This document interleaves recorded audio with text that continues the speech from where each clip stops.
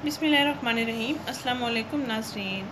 रमज़ान में अपने जिस्म की फ़ालतू चर्बी पिघलाएं, जिस्म की तमाम ज़रूरतों को पूरा करें।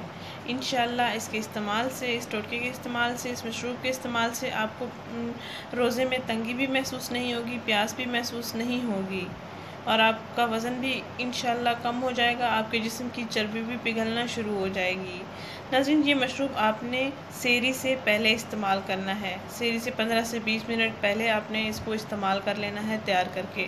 इसको बहुत आसानी से आप तैयार कर सकते हैं और आसानी से कम वक्त में इस्तेमाल भी कर सकते हैं।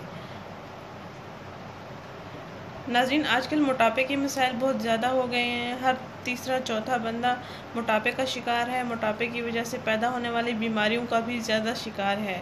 इसलिए अपने अखराजात बचाएं, ख़ुद को बीमारियों से महफूज रखें, ख़ुद को मोटापे से भी महफूज रखें। रमज़ान में आपको बेहतरीन इलाज बताने जा रहे हैं जिसका आपने लाजमी इस्तेमाल करना है। नाज़रीन, इस मशरूब के इस्तेमाल से आपकी सेहत के तमाम मसाइल कंट्रोल में आ जाएंगे।